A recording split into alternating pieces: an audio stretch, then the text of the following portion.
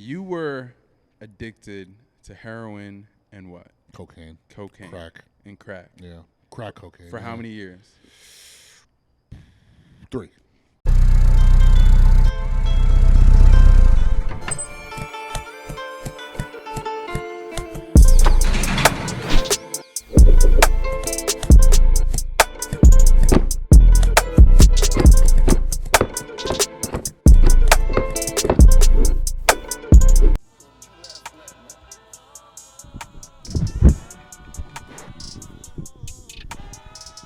Welcome back to the Loft. Today we're doing our first episode outside. I'm not sure if I ever did an episode outside before, but we're trying that out with one of my favorite humans. Great person, always a kind man. I call him a gentle giant because he's just a great dude, but don't get him tight because he'll throw you. Yeah. We're about to get it started. He's walking in now. What you eating there? What you got eating there? Oh, it's a cold water too. A Ritz cracker?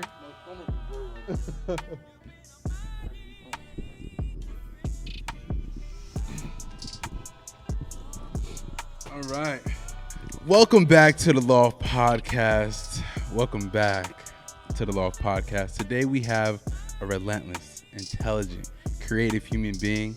But before we introduce the special guest, we're going to introduce the room, and it's just us two. It's just us two. Just like we talked about. Just like we talked about, we're going to have... It's crazy because you found that clip. Before we even do that, we got the one and only, the owner of Baines Barbell, Anthony. How are you, King? Good, man. How are you? I'm great, bro.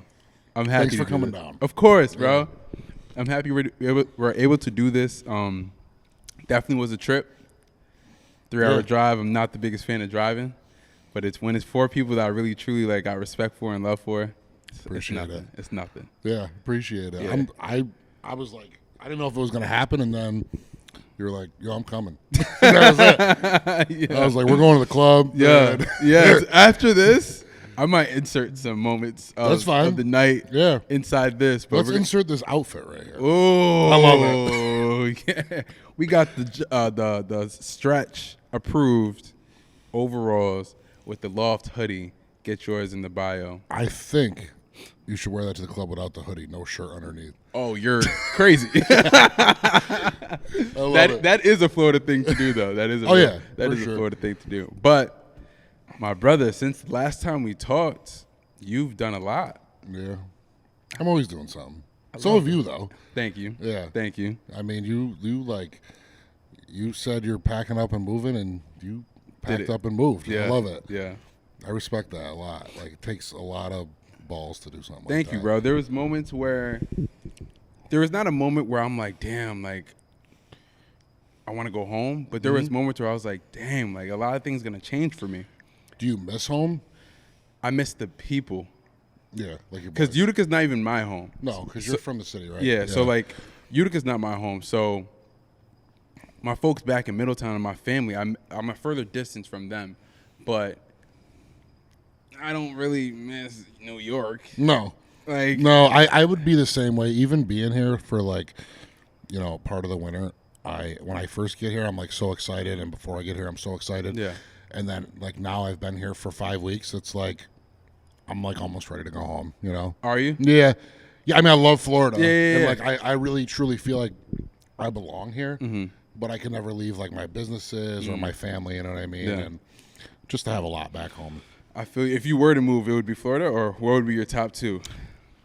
Florida or Texas? I think I'm going to go to Texas next year before I come here. Texas is dope. Yeah. I think we talked about that in the last one. We talked about like Tennessee, Texas, states where there's no state income tax. Obviously. You know what I mean? Exactly. But I mean, that's not the only reason, but it's just, I don't know, just a lot of things. I mean, even for just like laws. Yeah. Like not that I'm like a lawbreaker or anything, but like the tint law. Like it's only in New York. Bro. Bro, when I do whatever you want. I drove down here, right?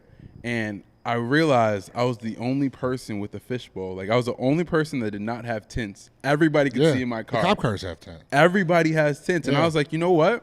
I'm about to get tints. Even though I got it as a gift. Shout out to you for blessing my car with tints. But I'm so grateful because now I feel like I fit in now. It's so funny, and I'm gonna embarrass myself telling this Talk story. about it. So like I was probably like 17 or 18, and this was back when I was like partying hard, doing drugs and stuff, and I'm at a stoplight. And I definitely was like picking my nose. Really? Yeah. And I look over, and my ex is in the car next to me. Oh, no. Yeah. So now when I buy a car, I don't even pick it up. Like, just send it to go get tinted. Just in case I ever got to like dig in there. For Immediately give it to That's me. a true story. That's a true hilarious. story. And my ex was sitting right there just staring at me like, look at this idiot picking his nose. That's classic. And I'm embarrassing myself. I don't even care. Yeah, That's who a true cares? story. Yeah, but that's classic because, bro, fish bowls, I don't want a fish bowl. I never want my next car I get. I want nothing to do with the fish bowl. How do you like the Accord? I've always liked Accords. Honestly, bro, all right, hear me out. This is a great topic. I mean, Honda's, like, their cars run forever. Exactly. So I'm at the point where I have a great job. I'm inexpensive with my money. Like, I'm happy where I'm at. Like, I'm very happy where I'm at. So then a lot of people that know of me are like, "Yo, bro, you gonna get a new car?" Like, why? And I'm at the point of why, but I'm also at the point like it is in my mind. Like, I do want to get the car, but am I doing it because I want it or for the status? Do you need it or do you want it? That's bro, my Honda Accord, like you just said, there is not an issue. I've never had an issue with that car. So here's the thing, and like I could preach it a lot. Like we all buy things that we want, we don't need. Yeah. Right. Yeah. So, your example with that car, you've probably never had an issue with it because Hondas, you don't even have to pop the hood. Like you don't got to change. You just drive them. You just drive it. And Nick had a Honda Accord. Yeah. And same thing, but like me, I don't do it. I don't know if I'd say I do it I love trucks. You know, I love trucks, and so I buy like a new truck every 2 years. I finally just bought a brand new truck this year. Oh, that's the one that's out there. That's a tough one. But do I need it? Probably not. You know what I mean? But it's like, do you want it? Yeah. So there's certain things in life like you're gonna want. Like, do you have anything that's like really expensive, like a pair of clothing that's really? See, I'm my friends that know me are laughing right now because I'm the inexpensive person. So I'm inexpensive when it comes to like clothes. I'm inexpensive with everything. Yeah. The only thing I take pride on and I love to do is food. So you'll spend money, but I'll spend money. My dad always told me to spend money on food. Yeah, he said I don't care what food costs. Spend money on food. When you go to the store and it's like a can of peas, like the name brand is like $2, and the other one is like 99 cents. Exactly. Buy the $2 one. Get the one that's more expensive. It's probably more. It's quality. To get back to the Accord, my Accord is a beautiful thing. I've never had an issue with it.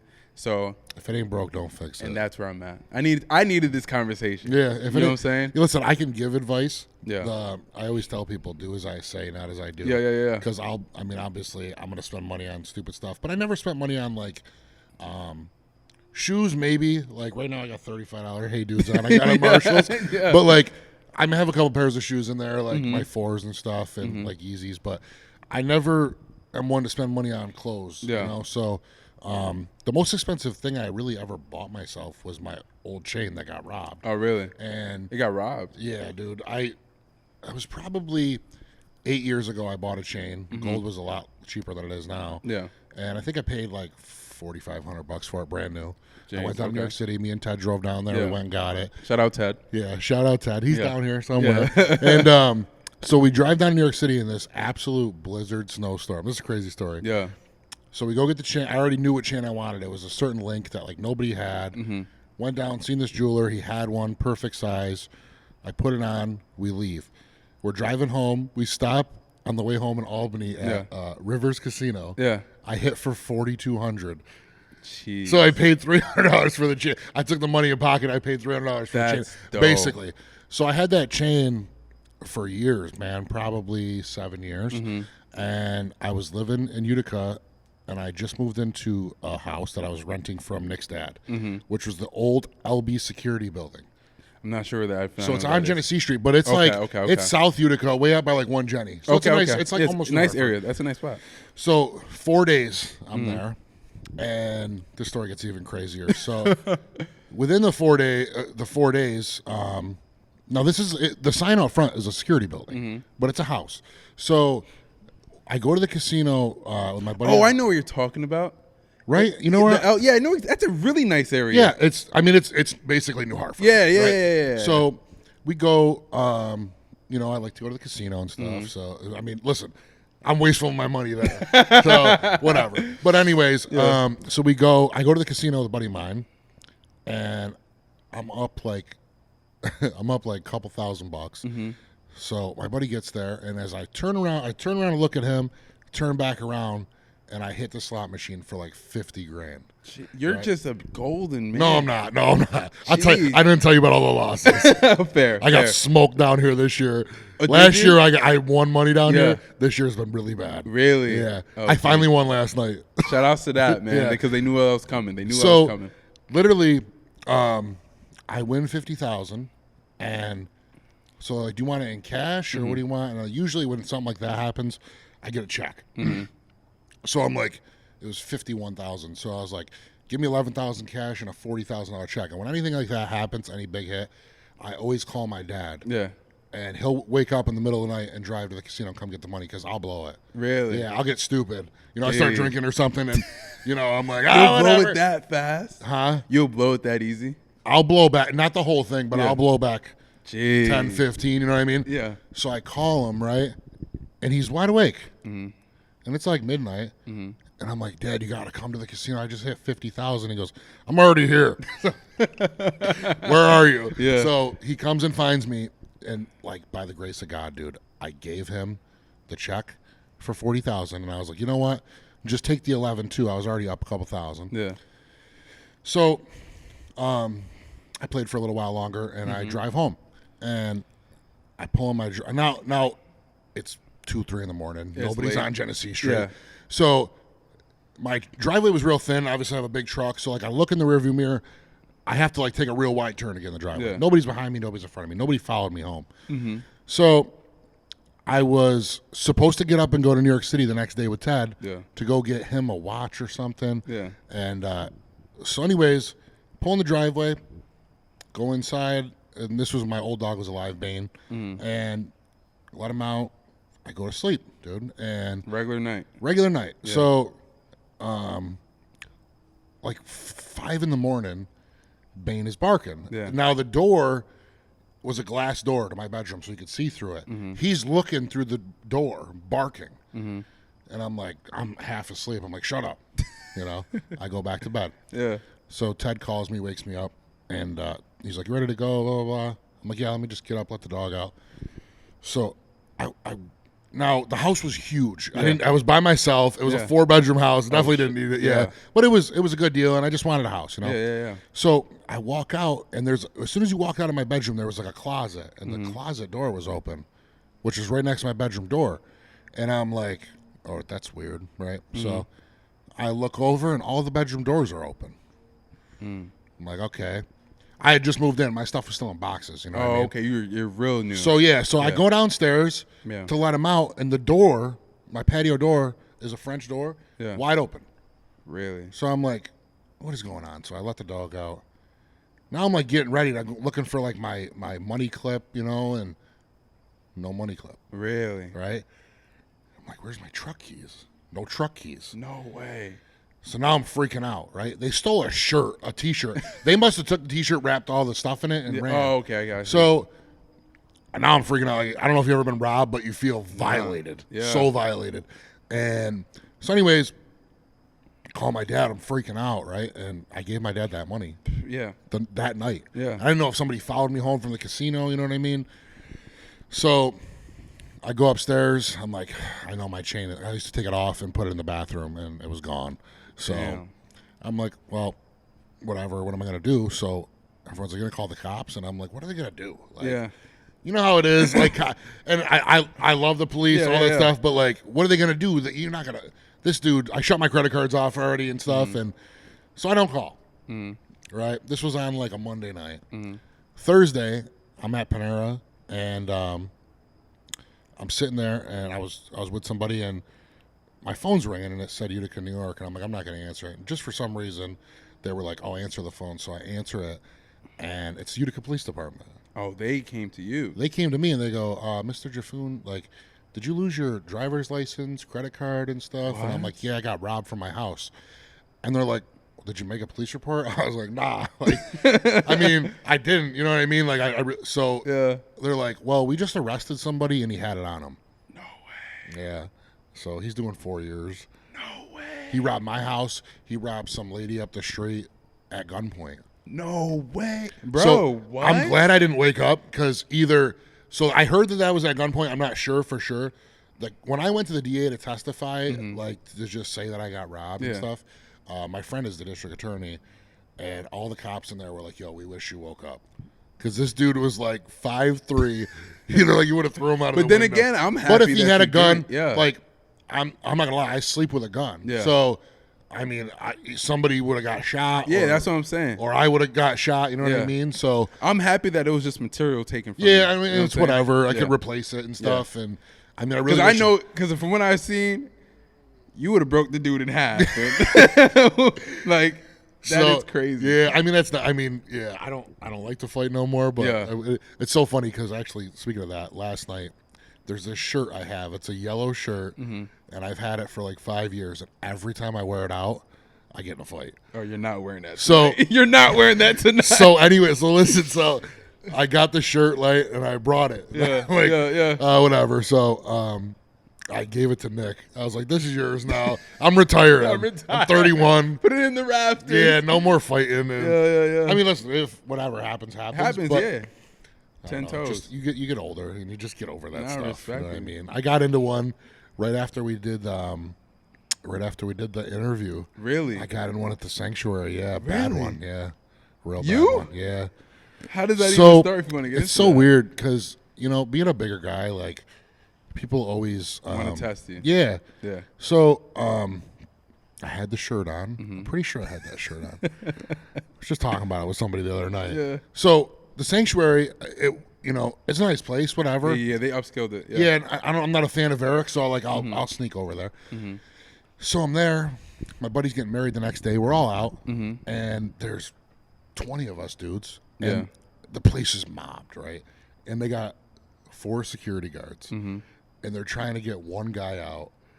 And they're like, "Can you come over and help us?" Yeah. And I'm like, "Nah, bro. Like I'm just trying to have a good time. Yeah, I'm trying to hang out." So I go over there, and he's like, "What are you gonna do?" I was like, "Oh God!" And that's what happened. Yeah, it was bad. Yeah. Was it? Yeah, it was pretty bad. Oh, geez. It was a bad one. I didn't get in any trouble. No. But yeah, it was. I'm not gonna say what happened, obviously, but it was rough. Dude. And so he ended up from upstairs. He ended up outside. But that was the last one. And after that, it was really just like, I like going out when I'm down here. You know what I mean? You're in Florida, so it's different. But back home, it's just the same drama. Yeah, no, I get it, bro. I've been out there a few times, and it's a few folks that have visited me in Orlando and where I go. They're just like, bro, it's different. The aura, the energies, everything's different. I'm not looking over my shoulder. There's not really issues. No. And I'm like, yeah, bro. I don't know, and I don't want to talk down on Utica because I'm not the man to. Yeah. And I'm not from there, so I don't feel like I have the right to. But there is an energy when you go out, like someone's looking to start an issue. Always. And I don't Someone's get got it. something to prove. Yeah, I don't get it, bro. Like why? I'm smiling 24/7, so to start issues with me. Me too, and listen, everyone's like, "Oh, you're always fighting and stuff," and it's like, I'm not. I never start nothing, dude. I was just saying in the beginning that you're like a gentle giant. If you get tested, respectfully, it's gonna happen. I'm never gonna put my hands on somebody smaller than me or like, you know what I mean? But it's just, that was it. That's classic, and that's how the chain is gone. So yeah, that's a 20-minute story how I lost my chain. That's a wild story, but I'm here that you're. I'm happy that it didn't escalate to anything else. You know what I'm saying? No, I'm very blessed that it didn't. Since we had our last talk, you also had your first tournament at the gym. Yeah, I did. How was that, bro? So, dude, it was. This is gonna be long too. But talk to me. I'm happy. I'm literally so happy. Obviously, I love the sport, and I know you know about the sport. Obviously, not as much as other people do. Yeah. So I've been. Originally, when I came down here, there's a big meet here every year. This year it's in April, so I'm going to miss it. Okay. But I would just go to these meets, like these high-level meets. Yeah. And just, take mental notes. Yeah. So in case, I ever wanted to have one, you know what I mean? And I was doing that before I even opened the gym. So I was here taking mental notes, and then I've also done meets, local meets that were good, and I don't know, I just seen what worked and what didn't work. Yeah. You know, and it's really all about the lifter. You really have to focus, as a meet director, you really have to focus on the lifter. So whatever is going to cater to him. Yeah. Because they're the ones paying you, and Exactly. you're gonna pay them. Exactly. And they're the ones putting on a show for you. They make the event. So my gym is small, right? 3,500 square feet.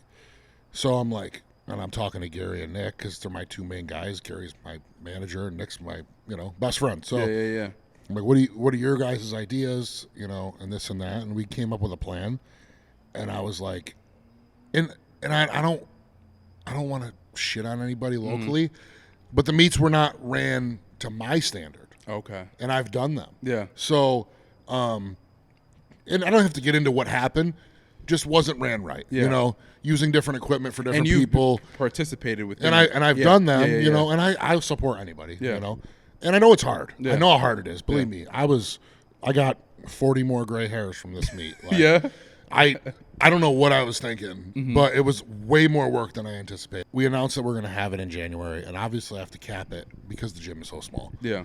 So it was 30 lifters, capped. I was sending out 5 invites. And that's the thing, like, these meet directors, you're making money. Yeah. You can make money doing this.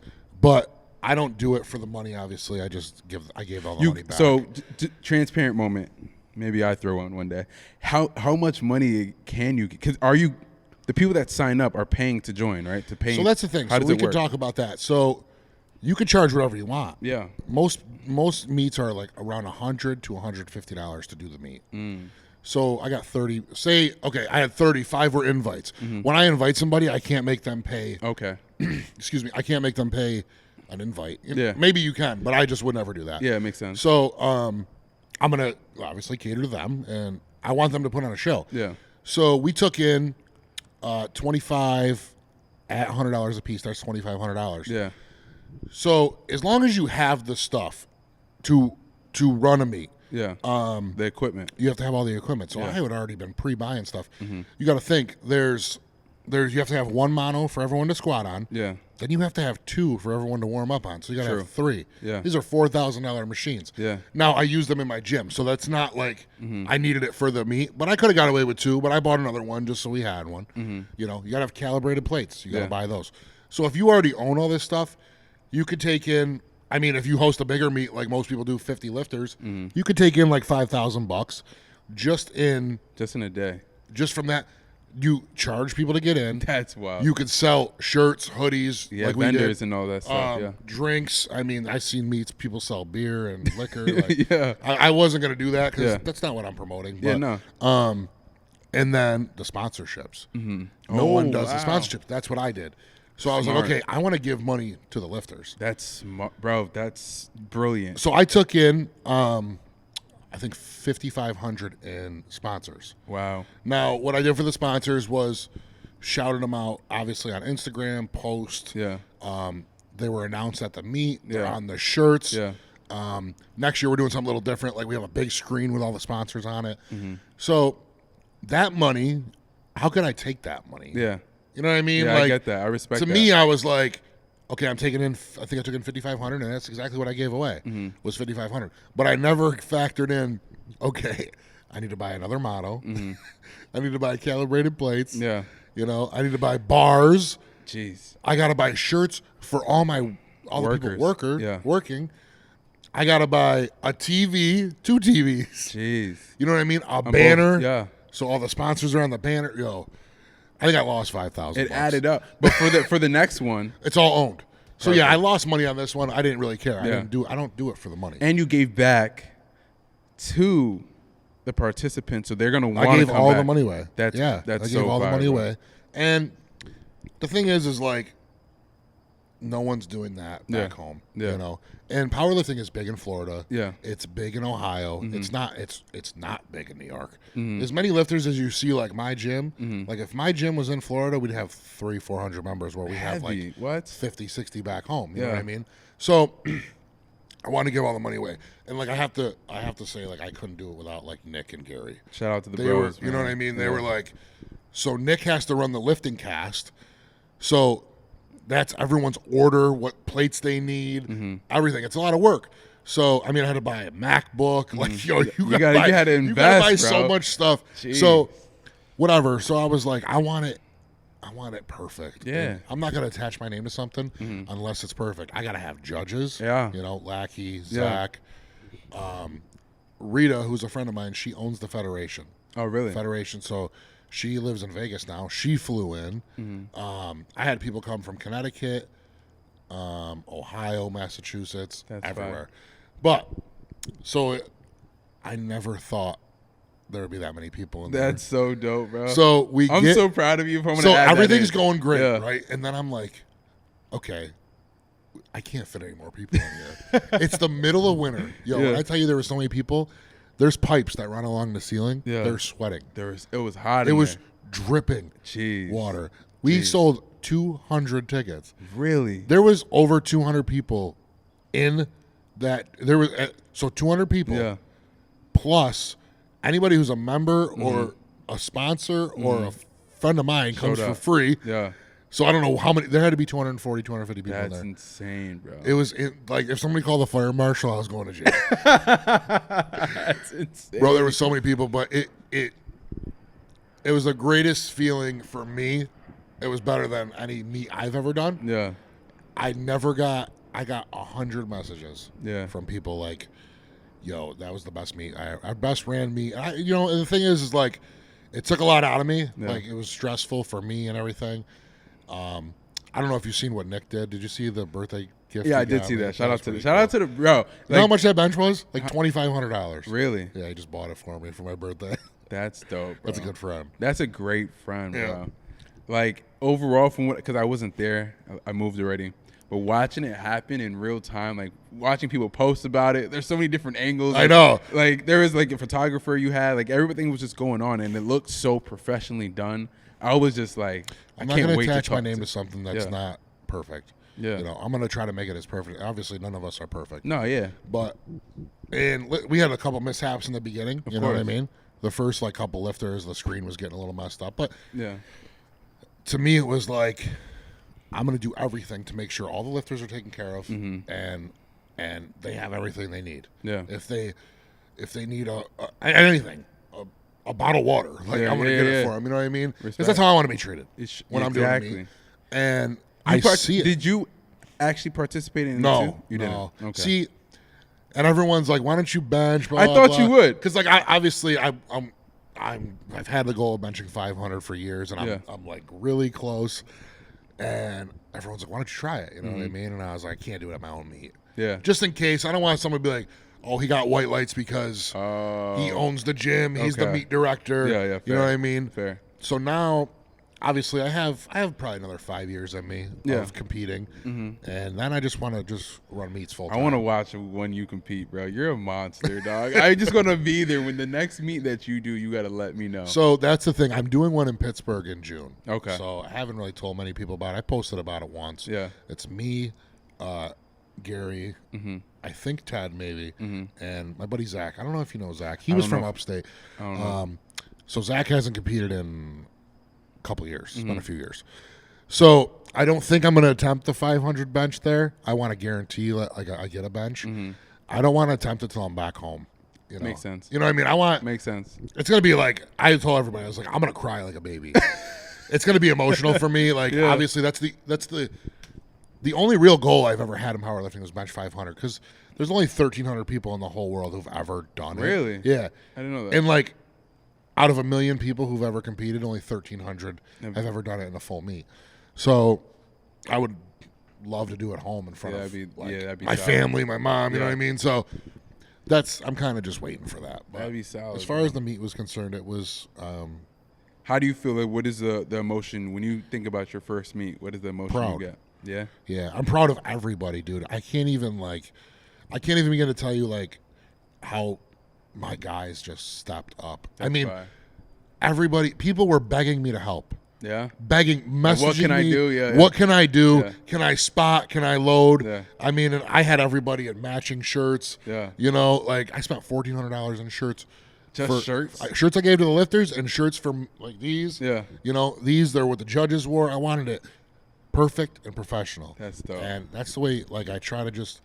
You set the bar, bro. You know what I mean? Yeah. Set the bar. I set the bar high, so now we can only get better from here. Yeah, exactly. But I was just, my guys, dude, I just couldn't believe, even people who didn't come to my gym. Yeah.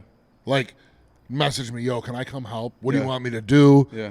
What can I buy to help you? Because I was just kept like money, and even like the big checks. Like my buddy Ange paid for the checks. Yeah, not that it wasn't crazy. It's like $200 though, but like it's a lot of money. It adds up, bro. You know, and I was just hemorrhaging thousands. Yeah, trying to catch up, but like I said, and then it was nice. We sold 200 tickets to help me recoup some of the money.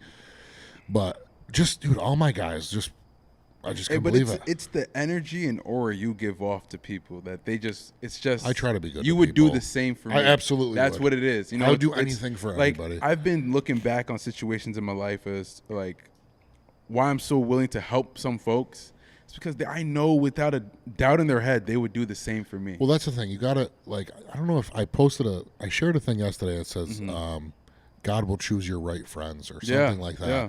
And it's really true. Like he's gonna I'm obviously a Christian and stuff, and if you just let God take control, man, and you'll see who your good friends are and who the ones aren't. And even if you're not close, like me and you don't talk every day, but if you call me and we're like, yo, I need something. Oh yeah, I'm gonna do it. It's the same thing for just you. Just because I could just tell a good person when I meet them. You know what I mean? Yeah. So, and that's just the way I was raised. Genuinely, and, even my dad's like, man, you do a lot for people, but you know what I know? I only do stuff for people I know would do it for me. Exactly. And listen, I've had bad situations. Like one of my best friends, I'm not going to say who, but I let them borrow a lot of money, and every time I let them borrow money, they always pay me back, and it was never an issue. And dude, he just disappeared. Damn. And I was like, and it was a lot of money. Oh damn. It was like, I mean, it could be a lot to some people. It was over 10. Oh really? Yeah, and it was lending. That is crazy. Yeah, but it was never an issue before. And it was never an issue. It was just always like, oh, I gotta get caught up I've been on in the same stuff. situation. Yeah. So I would never tell him no. Yeah. I would never tell him no. And I didn't have a lot of money when I lent it to him. You know, I was like, he's like, just 3-4 weeks. I'm just waiting to sell a house, whatever. So I'm like, okay, no problem. And dude, it's been like 2 years. Really? I even texted him before I came here, and I was like, yo, like, give me $100 a month. Yeah, let's get on a payment plan. Like, you're one of my best friends. Yeah. You know, and then for you to do that, like, just show some effort. Yeah. Just show some effort. And now I just try not to lend friends money because you learn the hard way, but at the end of the day, to your core, you're still a good person. And I can't help it. I won't tell them no. Even if they're gonna do you dirty, or eventually your heart is saying, yo, just do it and get it done. Like, and one thing that I'm Christian as well. One thing in the Bible is it says in Proverbs, if you have it, give it. Don't lie to the next man saying you don't have it and say you'll give it tomorrow. No matter who it is. Like, it's so weird. I was telling Nick the story. I would sit out here in the morning when I would wake up, and I'm trying to think of the guy's Instagram. But he just goes to like local food places. Yeah. And I think it's Michigan. And he buys like, give me 200 tacos. You ever see this guy? No. And he goes and just gives them to homeless people. I've seen it. And then he goes back and he always tips all the workers. Yeah. And like, I'll sit here and watch these videos, and I feel like such a girl, but like, I'll sit there and cry. Really? You know what I mean? And it's not like I'm not being a baby or anything, but it's just like, man, like this dude, this is just a good dude. That's genuine, yeah. Like, yeah, he's videotaping it, and he's making money on Instagram. Yeah. But he's giving a lot of that money away. Yeah. You know what I mean? So, dude, you don't ever know what somebody's going through. You really, truly never. You could see a homeless person, and they could, like, some of them are assholes. Yeah. Okay, I understand.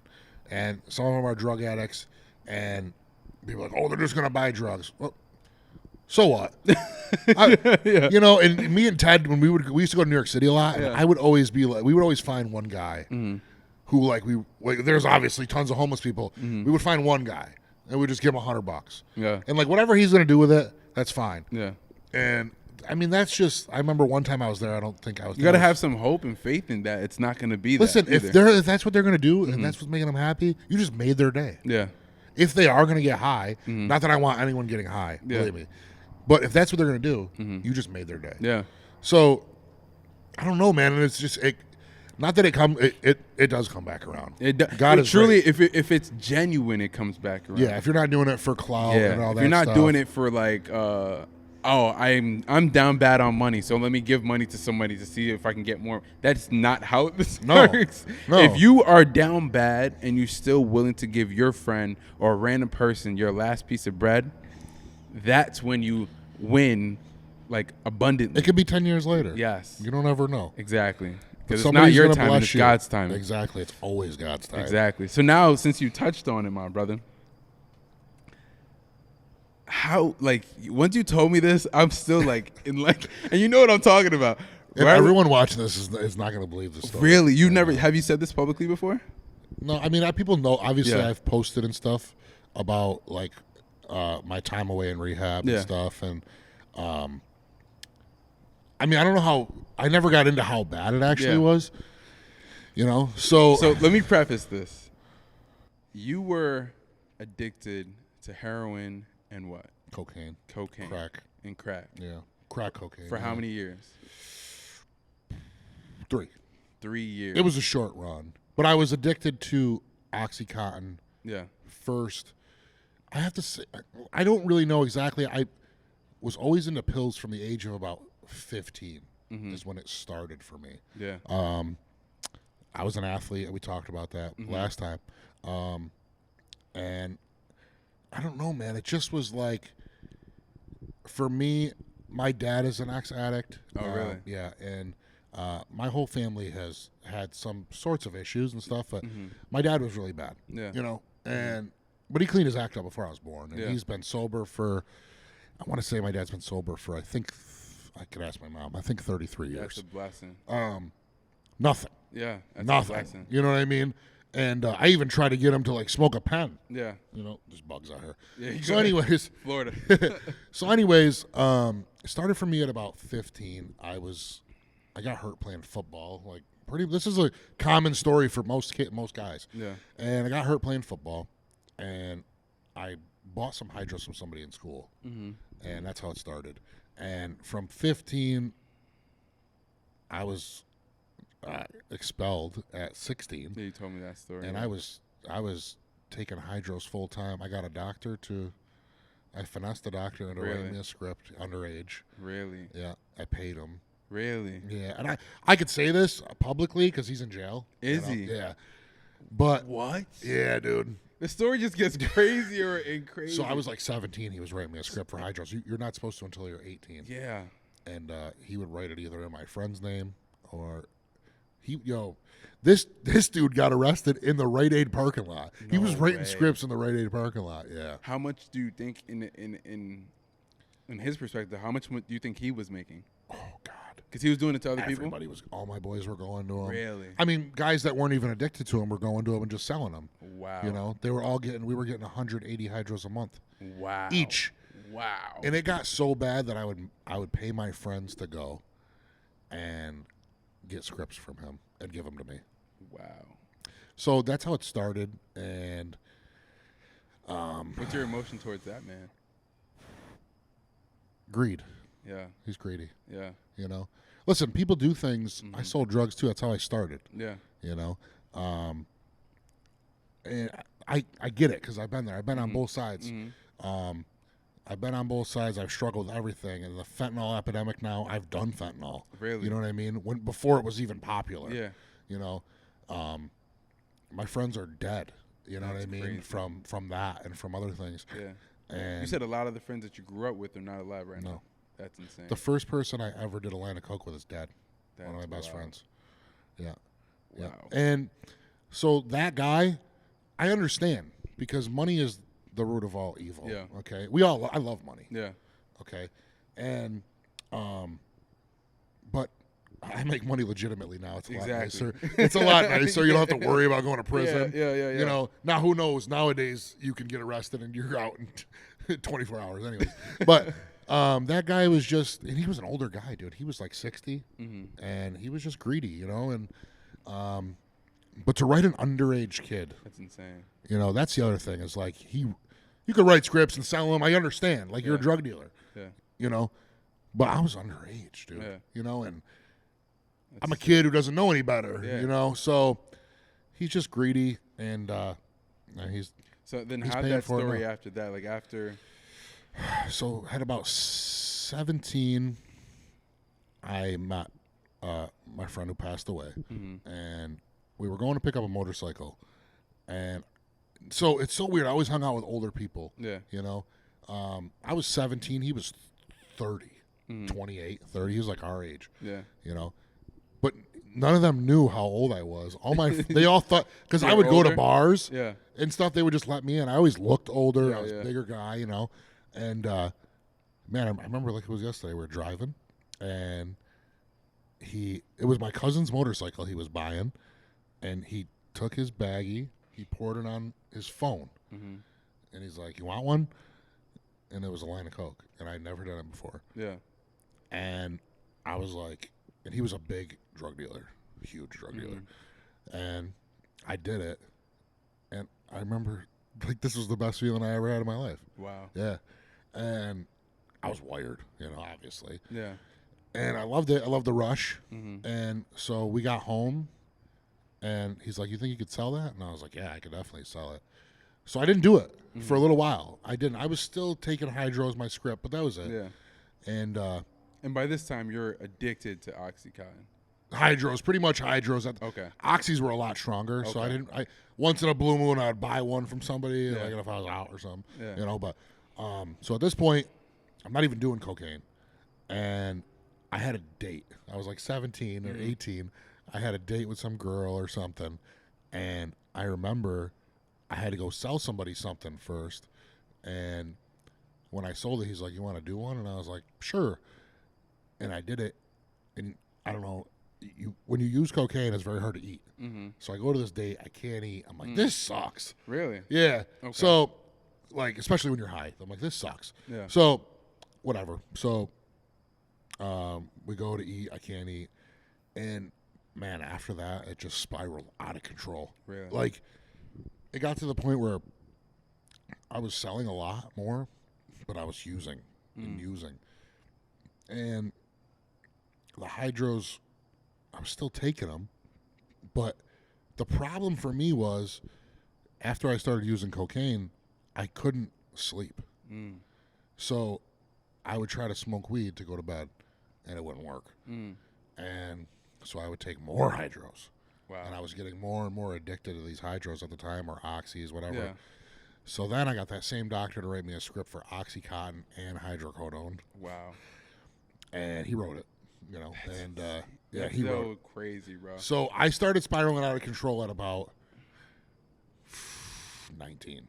Wow. And I was working for my dad, and I was engaged at 19, and I was losing everything. I was pretty much, I started losing everything at about 20 years old when I checked into outpatient rehab for the first time after I OD'd. You OD'd? I OD'd on coke. Wow. Most people OD on heroin. Who found you?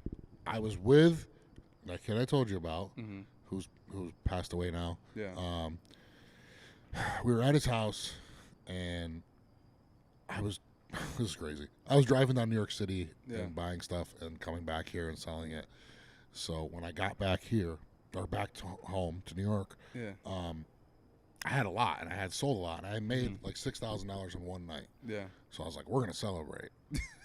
Well, everything I do in life, I have to do to the fullest extreme. I see that. So I start going, partying on the way back. And even these dudes, at this time, I'm 19. They are 30. And they're like, yo, we can't hang with you. Yeah. Like, you're just out of control. Yeah. And, dude, it was crazy because when I OD'd, I died. I had a heart attack. Wow. So, did the line, picked my head up. I tried to light a cigarette, and I was shaking so bad. And I'm like, I can't light the cigarette. Yeah. So I started seeing, like, you ever cough real hard and, like, see stars or sneeze? Yeah. Right? Sneeze, yeah. So I started seeing stars and black. Wow. And I fall backwards. And I started foaming out of the mouth. So they're giving me CPR. They're doing everything. Luckily, he lived right next to the ambulance place. Did he? Amcare. Yeah. So he calls Amcare, and they cut my shirt and hit me with the paddles. Yeah. So 2 hits with the paddles, and I was right back awake. And during that, this is when I started believing in God. Wow. Because I was dead. Yeah. You know, and I had probably done almost an ounce of cocaine that day. What? Yeah. And so, yeah, I know people, and it's crazy because everyone sees me now. I would never, ever. But I was a dirtbag, dude. I was a bum. You? Yeah, I was a bum, bro. I don't see it, bro. I was a bum. Yeah, so, okay. anyways, so at this time, I'm blacked out. Yeah.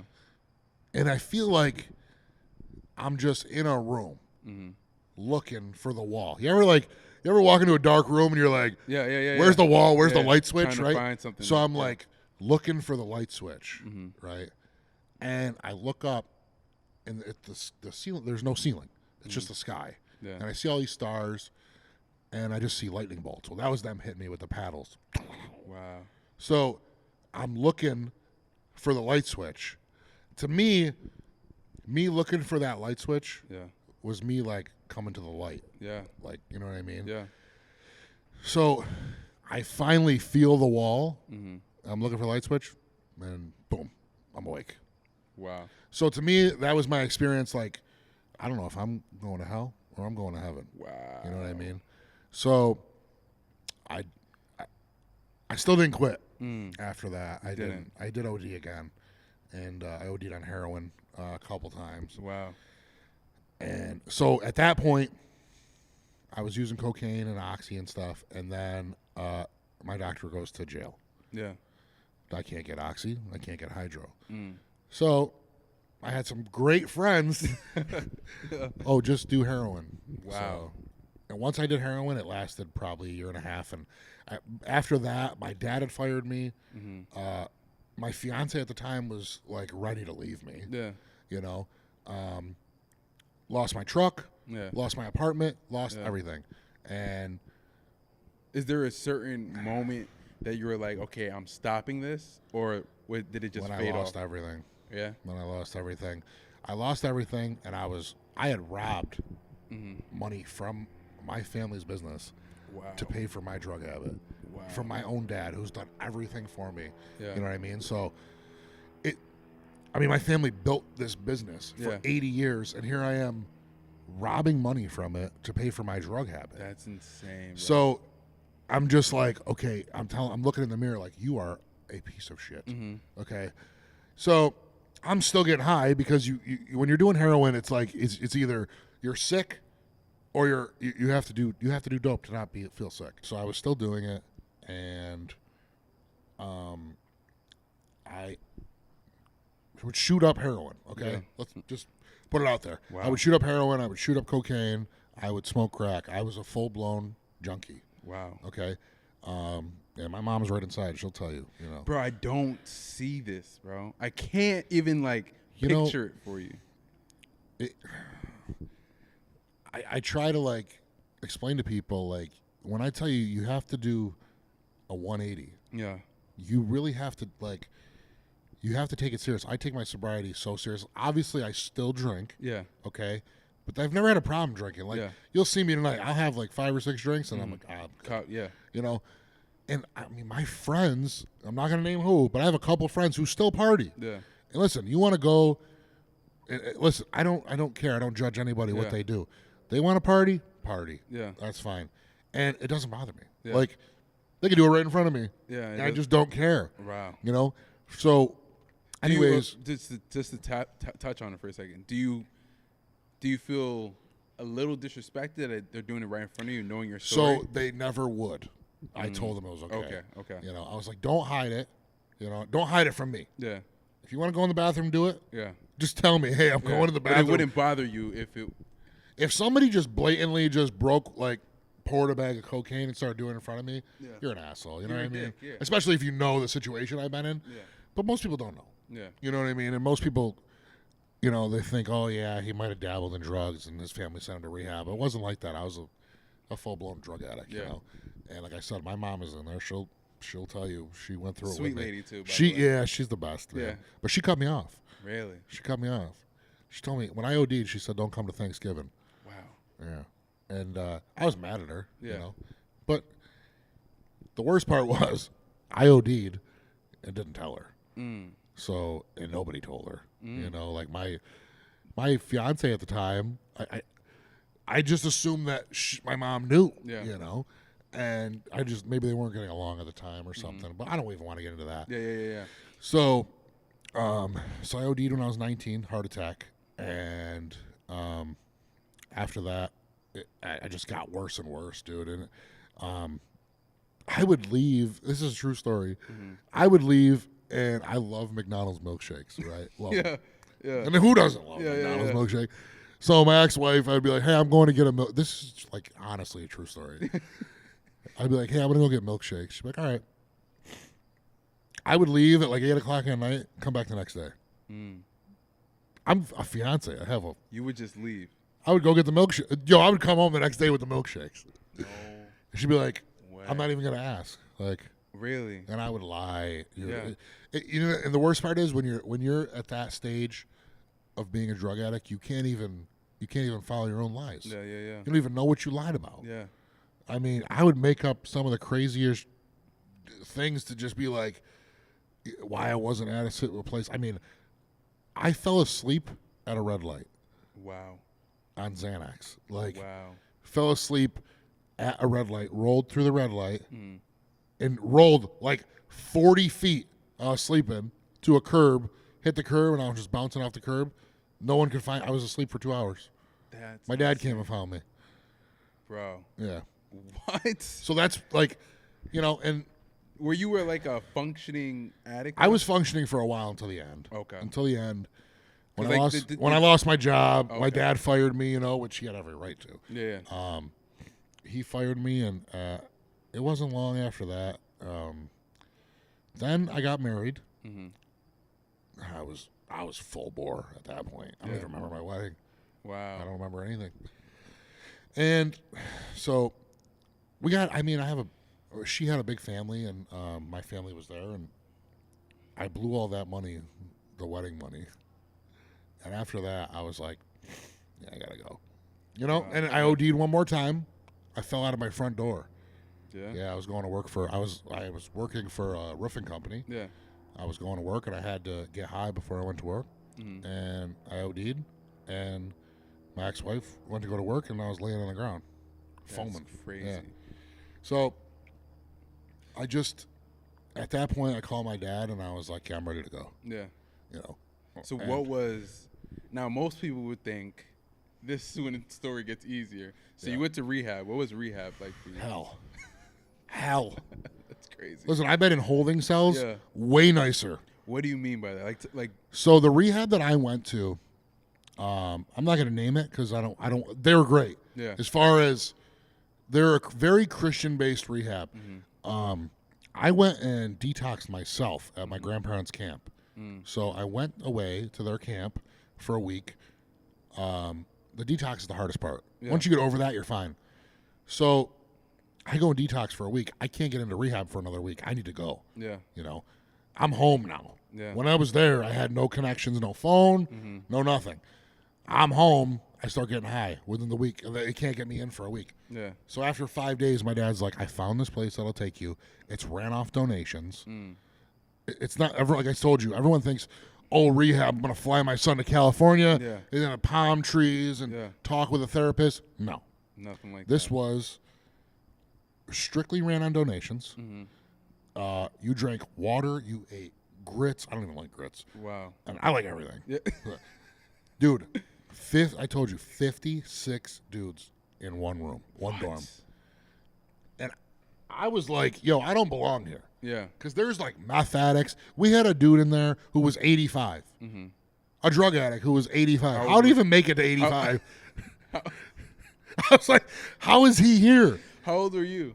I was 20. Wow. I was 20 years old. And the worst part was 85 on meth. Yeah. Yep. Is insane. He didn't even look, he just looked like a grandpa. Really? He just like a good-looking black dude. He was just a great guy. And he was on meth. Yeah, dude. That's and I was like, so anyways, I get into this place, right? So my parents, my ex-wife, my dad, my stepmom, and my ex-wife bring me. Mm-hmm.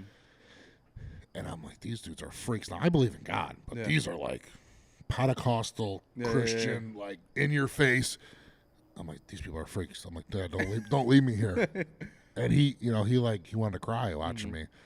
So we walk in, and I'm like, I was always under I don't know why. I was always under the assumption that you could smoke cigarettes in rehab. Really? I don't know why I ever thought that. In 1960. Yeah, which you can't. Yeah. So I was like, damn, I got to quit smoking too? Yeah. And I got to, I'd already detoxed, so it really wasn't that bad. I was still sick. I was still throwing up. But it wasn't like a methadone clinic. You hear all these kids, they go to Suboxone and stuff. I got a friend who's still on Suboxone. It's been 10 years. Wow. Like, you're just addicted to something else now. Yeah. So they basically were like, okay, here's your bunk bed. And I'm like, well, what do I do for the withdrawals?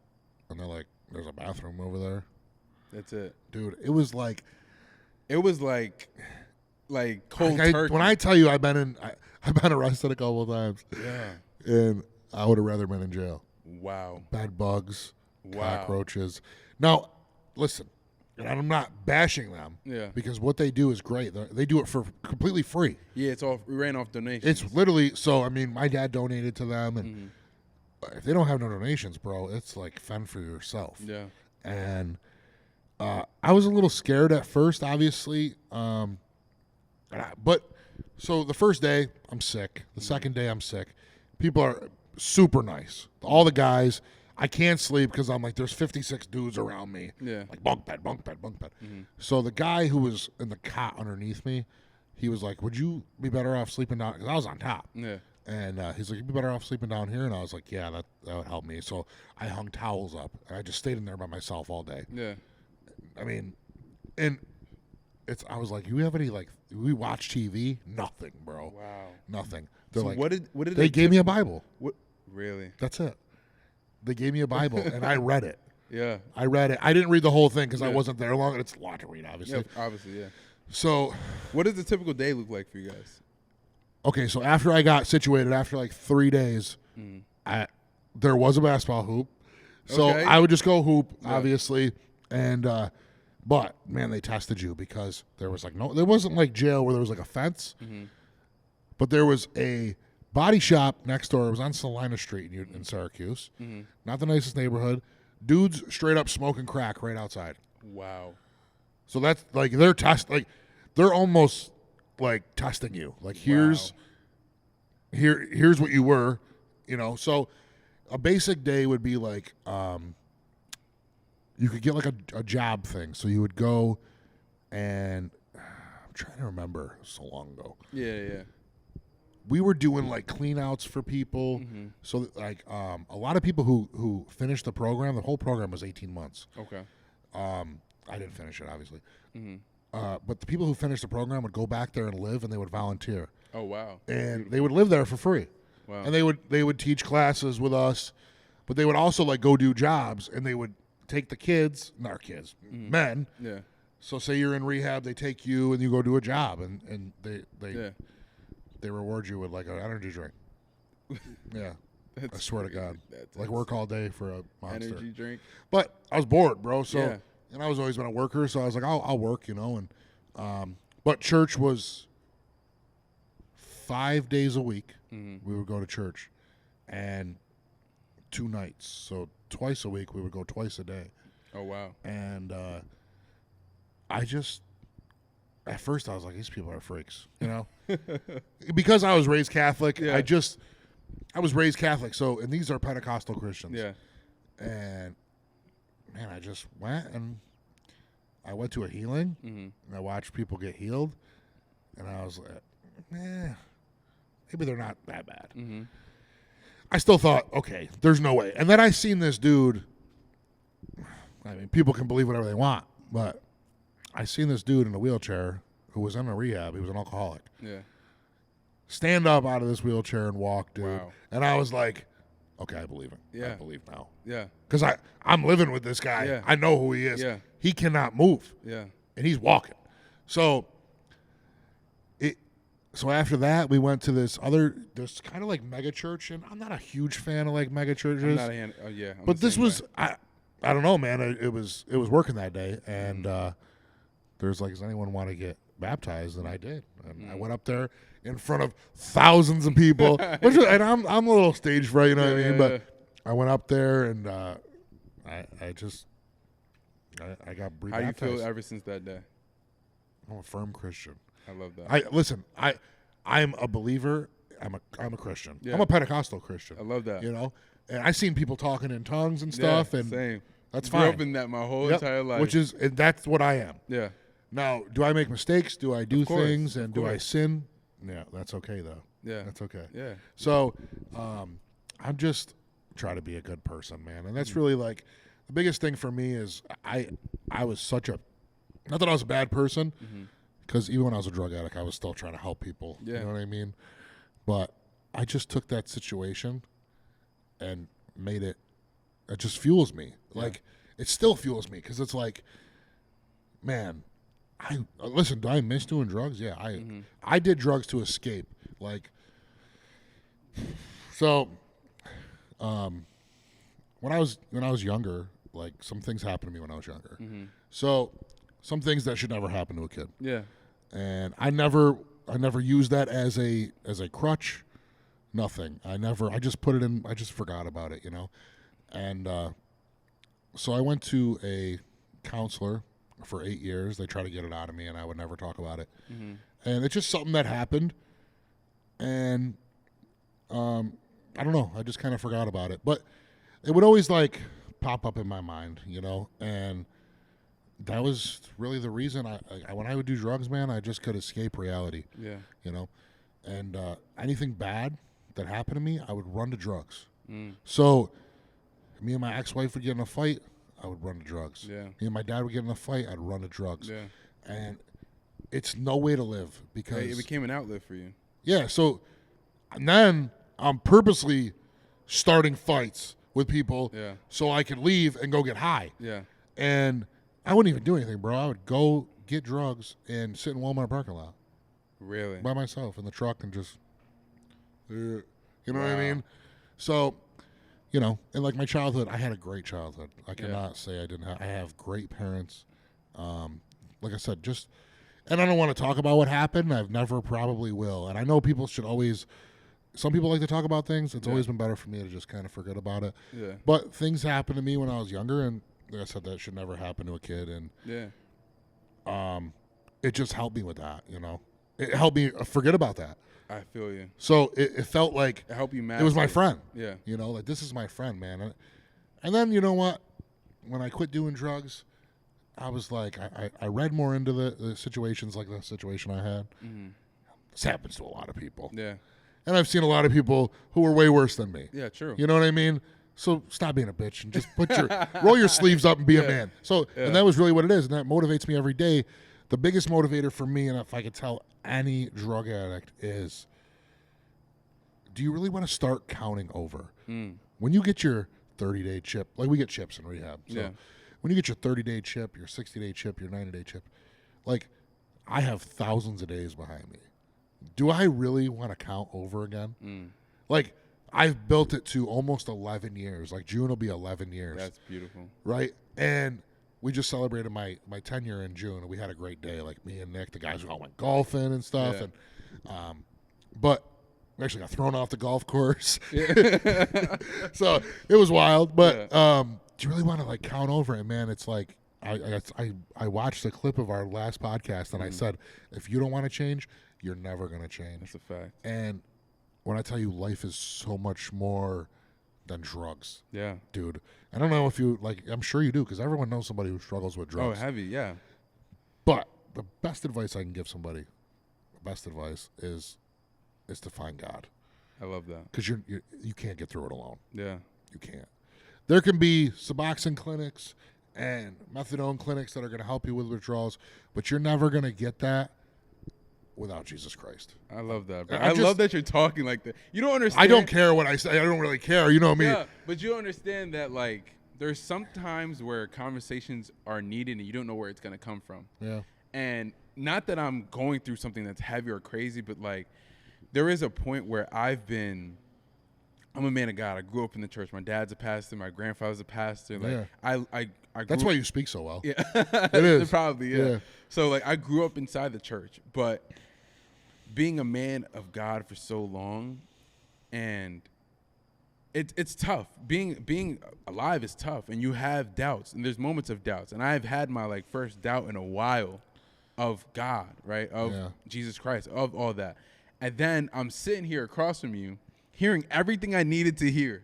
Yeah. Like, from a man that I trust his words, I'm sitting here like, God, what is going on? Like, I needed to hear. He's using me. Yes, bro. And I'm blessed that you were speaking like this. You, like, not happy that you went through, but I'm happy that you got through it. You know what I'm saying? Yeah.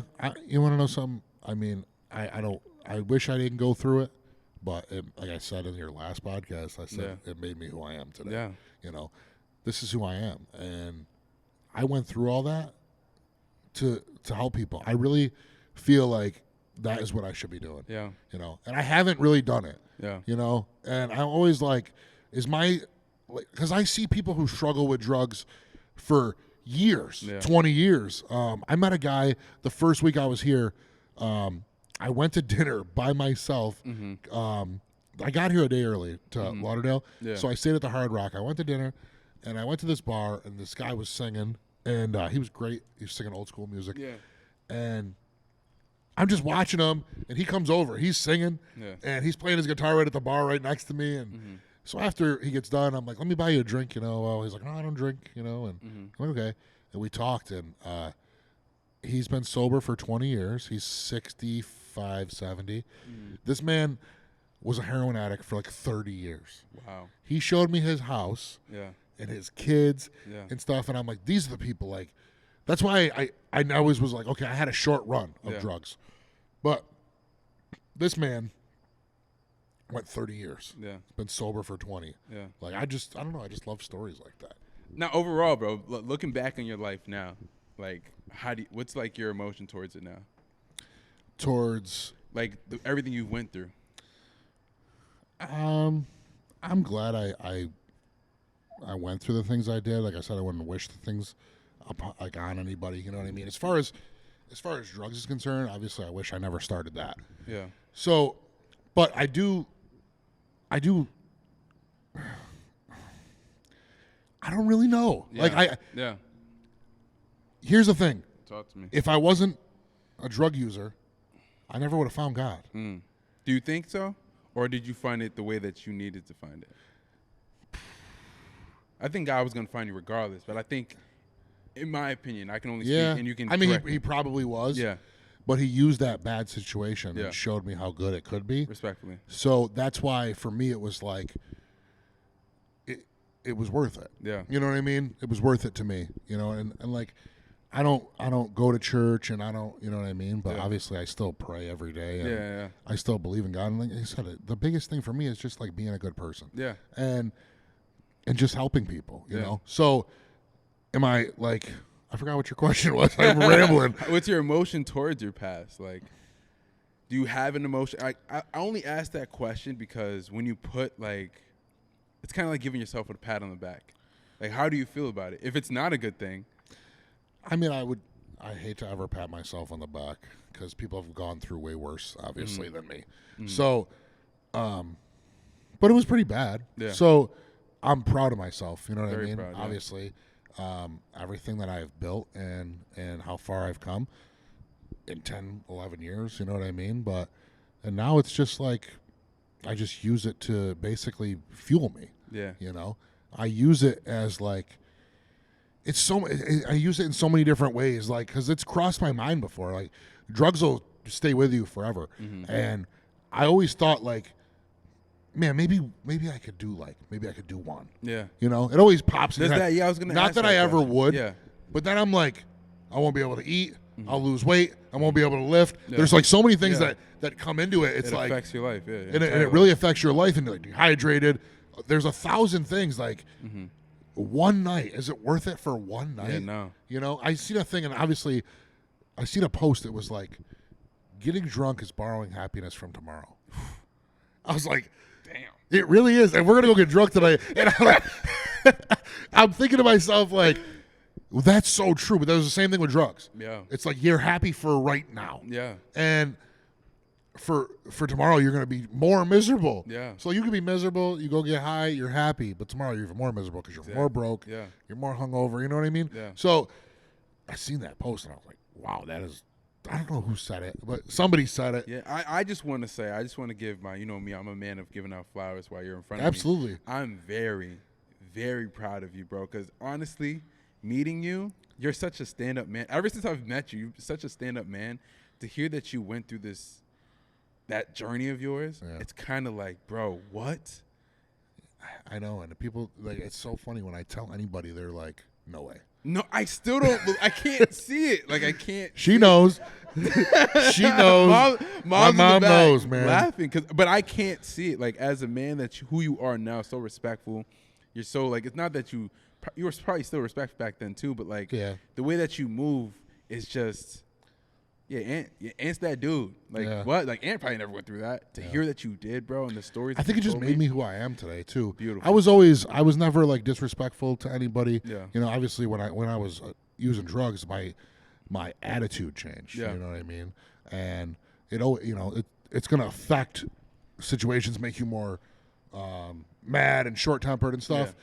But I was always a pretty respectful kid, and like I said, I was raised right, and I don't know. I have a lot of integrity, and going through what I went through just made me want to be. It just made me want to be a better person. It really did. Like I said, I told you before. Like, you don't ever know what somebody's going through. People didn't know what I was going through. Yeah. She didn't know everything I was going through until the end. Yeah. You know, so it's like you never really know. So just treat people good. You know what I mean?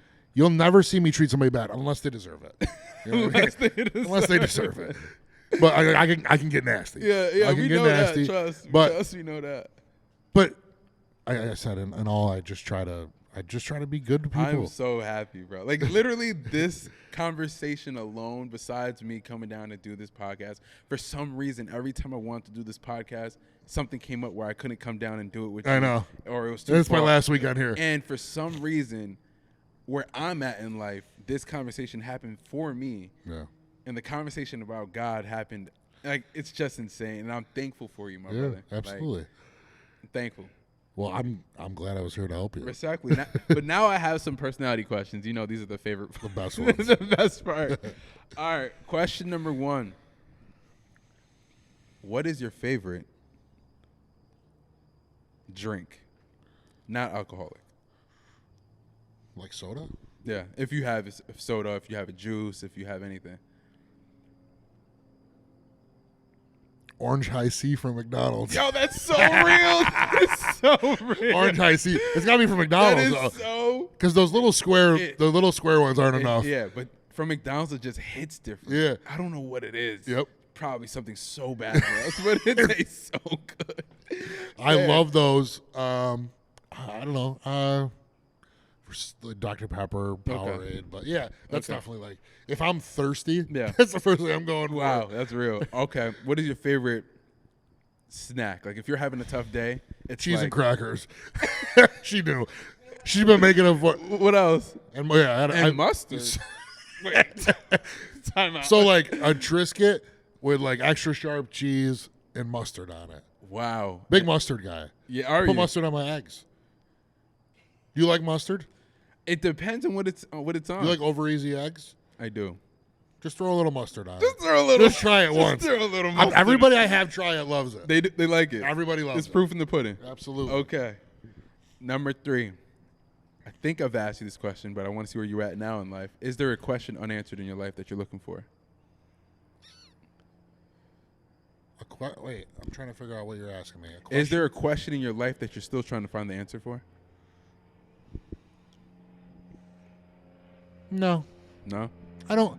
I mean, everyone could always cop out and say, like, why did something happen to me? Yeah. Why did things happen to me when I was young? Or why did I become a drug addict? And I don't know. I just never used it as a cop-out. So, I mean, God puts you in situations for a reason. You should never really ask why. That's a fact. You know Like, why not you? Why not? Yeah. So, I mean, I could always say, like I said, like things that happened to me when I was younger or things that, I went through with drugs. Like, why did this happen to me? Mm-hmm. But I was never one to feel sorry for myself. I just wasn't raised that way. Just man up and, do it. But get it done. Why? I'm happy with all the whys. I love that. You know what I mean? That's I real. have a great life. That's real. So I don't really second guess anything or question anything. Why? I mean, God is the reason of all whys. Yeah. So I can't. Bro, the way you're talking today, like that's probably the only answer I'm have. thankful, dude. Yeah. I respect it. Okay, great answer. Now the most important question of all questions: what's your favorite, and you can't say McDonald's, fast food restaurant? Burger King. Really? If it wasn't, or Chick-fil-A, but okay. We don't really Chick-fil-A. Closest Chick-fil-A, Syracuse. Syracuse is a drive. I know. Probably Burger King, right, Ma? Yeah, it's a second. She know. Well, she would know because she's brought me there for my extra pickles. Yeah, I'm the one that's taking it off the pickles. You're the one that's putting it on. That's classic. Yeah, I don't know. I love Burger King. Yeah. Yeah, I mean, certain you get.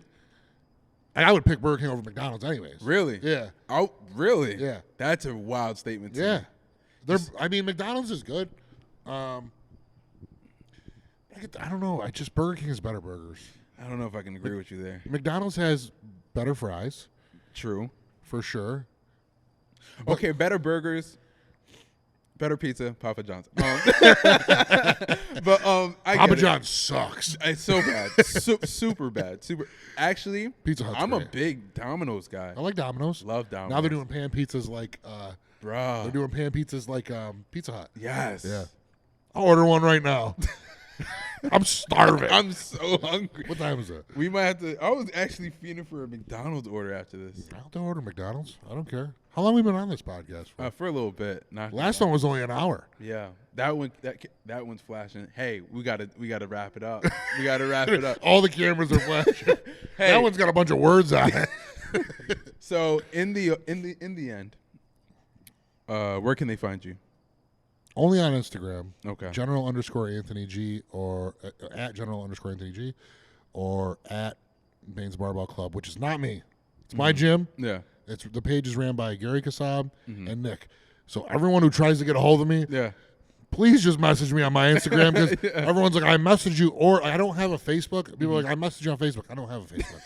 So I don't know who they message. Not me. I must still have Messenger or something, but I don't know how that works, but only on Instagram. That's the only place you're going to find me. And what is a quick, positive, wise words you want to give to someone watching? We did this last time, and I was going to prepare for this, and I forgot. And what did I say last time? Because I don't want to say the same thing. Say what is in your heart, brother.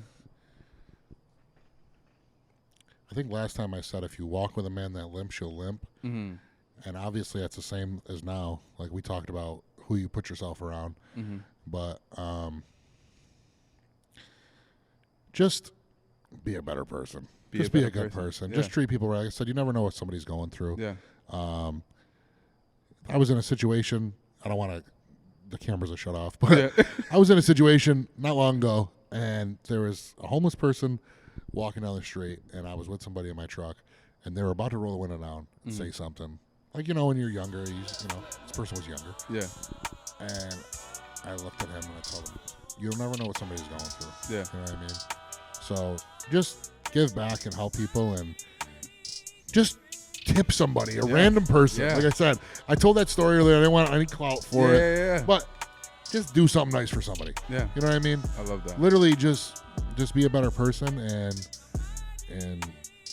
just do good by people. Yeah. That's it.